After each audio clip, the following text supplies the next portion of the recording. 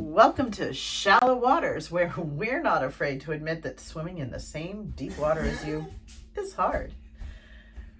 I think my co-host might be coming to join us. Come on. Come on.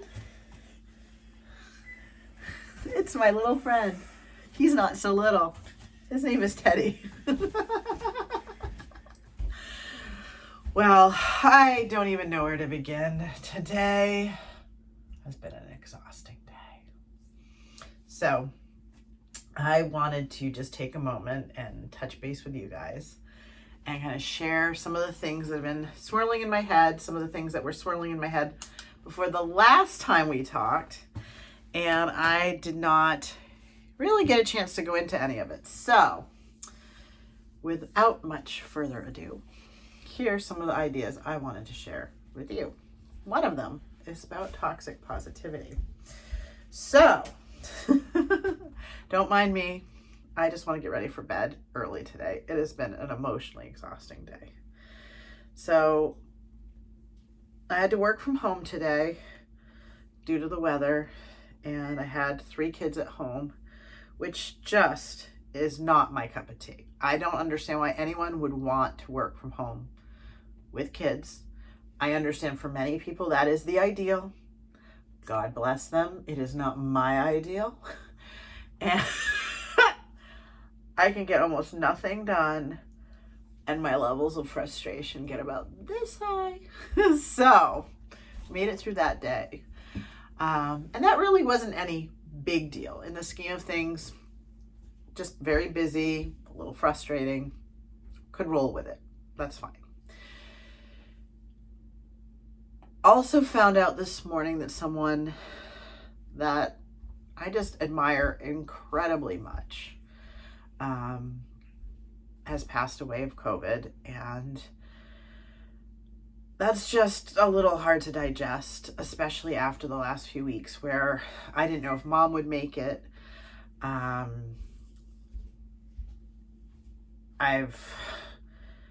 really had a life shifting or perspective shifting. That's it. Life experience. That's what I want to say. Perspective changing life experience. I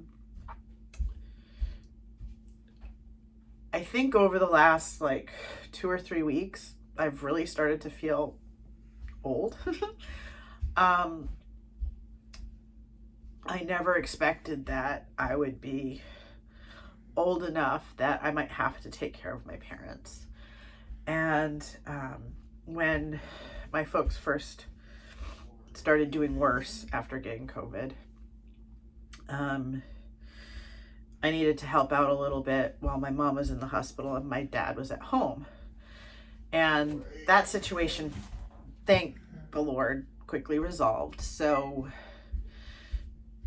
that didn't last very long, but it certainly got the thinking process going oh my goodness, they need me.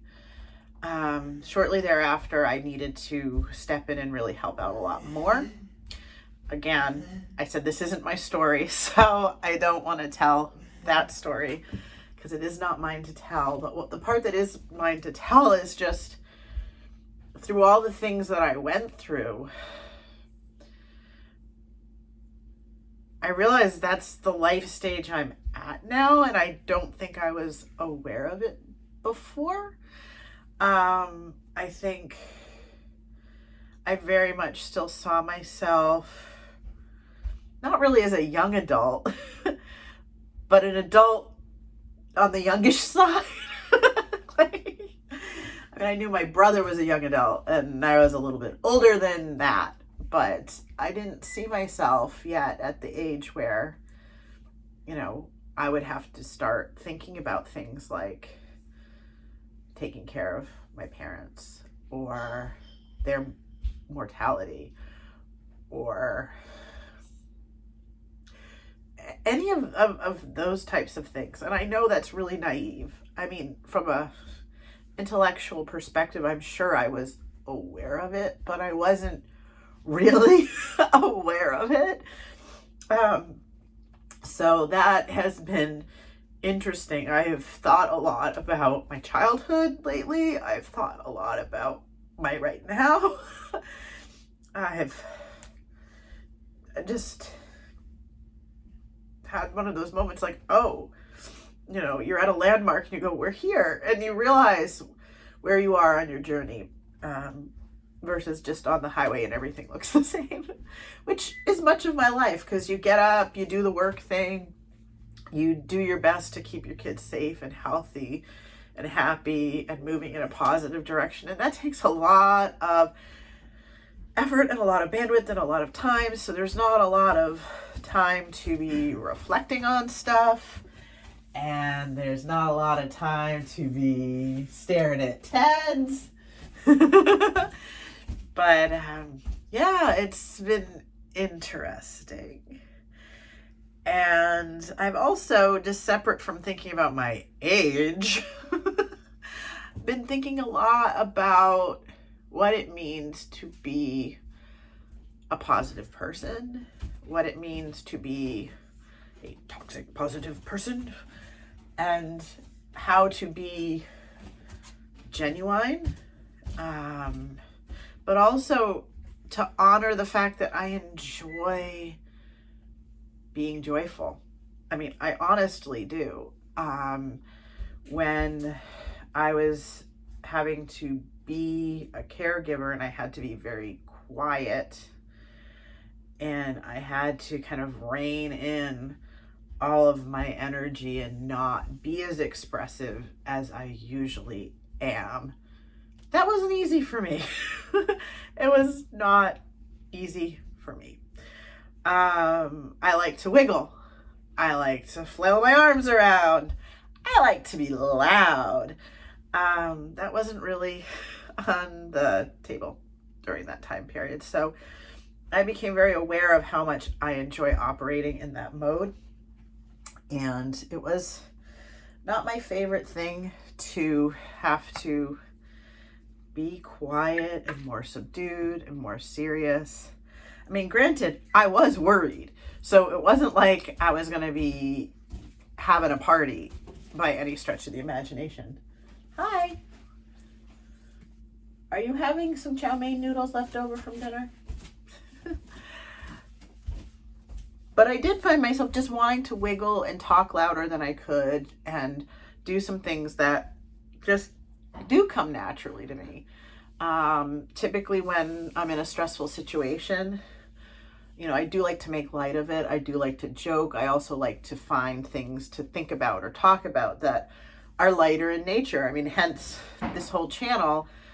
I need an escape. I need to be able to do something sometimes that's just lighthearted and fun and free-spirited and not always about everybody needing something or things not going right, because that happens enough already. So anyhow, that was one of the things that I was thinking about. And then I was also thinking about, and I wish I'd brought the lyrics with me, but I instead brought Biore micellar water and the ordinary glycolic acid solution and not the lyrics to Zooropa. But I think a lot about that song and how sometimes I feel like it was ahead of its time, but maybe it's just that the people in YouTube were about my age when they wrote it. And there comes a time, I guess, in your life when you realize just how shallow a lot of the advice out there is. A lot of it's just jingles and advertisements and just bogus stuff. And now that there's memes on the internet, they're so much like what you hear in that song where, eat to get slimmer, be a winner, just stuff that when you actually look at it, you're like, that doesn't really mean much. And I think that is something that I really came face to face with after throwing myself completely into the fitness industry, completely into that lifestyle. And there are many wonderful things about the fitness industry, about people in the fitness industry, about the lifestyle. Don't get me wrong. But there was a big focus on no matter what's happening, you go after your goals. No matter what's happening, you don't let anything stop you. No matter what's happening, you never let anything matter more than the things that you listed that you're going to achieve. And I really had a hard time with that because that's just not how I feel I should prioritize my time. Sometimes, yes. I mean, sometimes you can't let the little stuff get in the way of the big stuff. You do need to prioritize. You do need to give weight to what matters and what doesn't.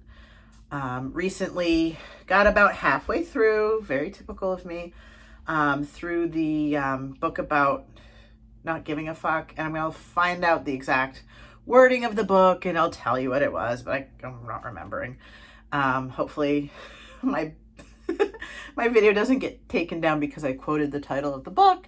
But long story short, I mean, it comes down to you shouldn't care about the stuff that's not important. And I'm 100% in favor of that. And that is what's right about that philosophy.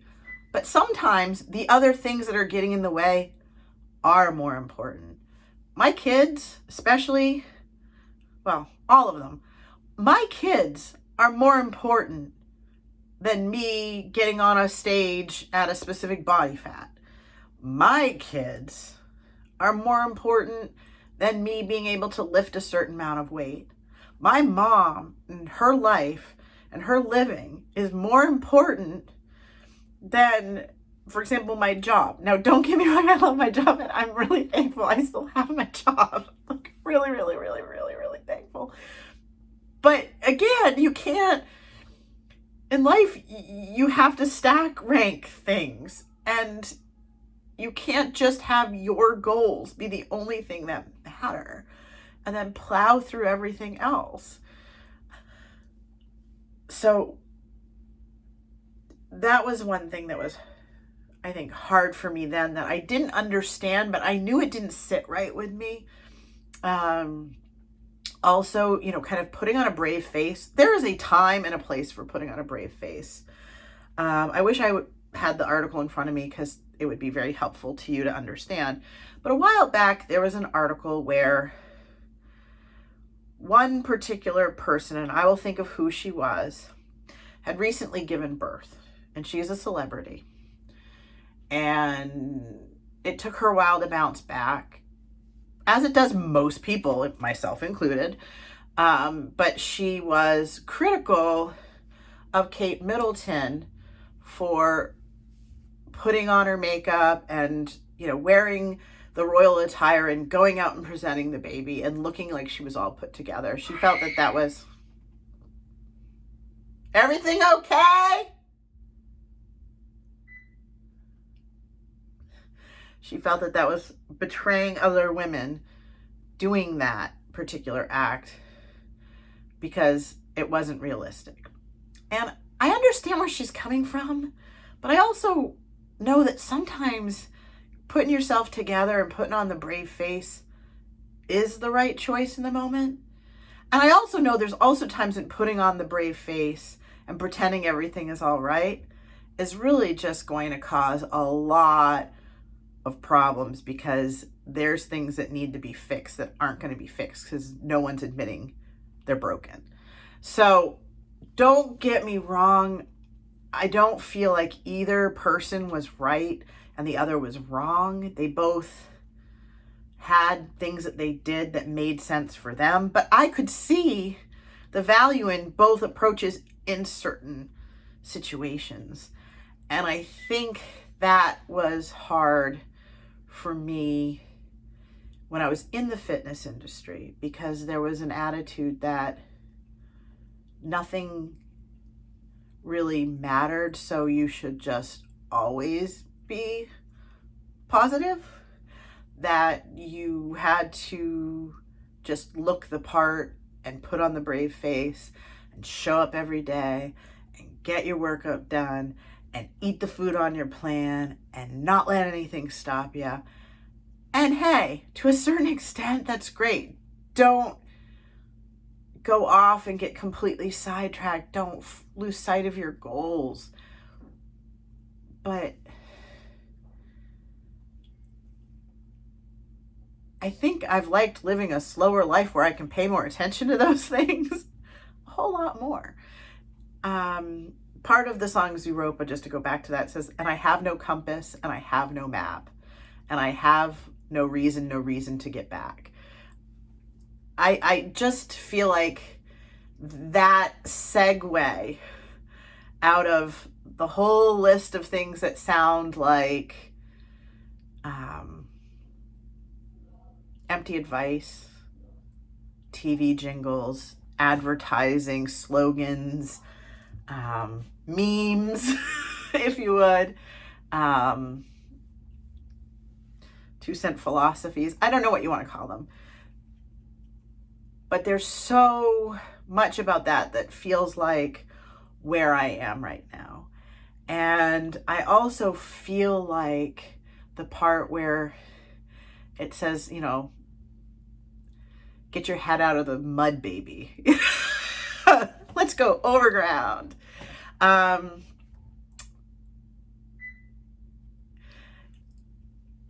She wants to dream of the world she wants to live in. She wants to dream out loud. Anyway, that song, I think, is worth revisiting. But I also feel old. An interesting thing happened to me tonight. I was picking up Chinese food. See how far I've fallen off the wagon. For me and the kids. And when I was picking up the Chinese food, I left the building and the guy who'd rung me up chased after me. He was almost skipping. It was really interesting. I've never seen anything like that. And he says, one more thing. And I was like, what? And he's like, do you have a boyfriend? And one of the things I said back, because I was so surprised, was, I'm old.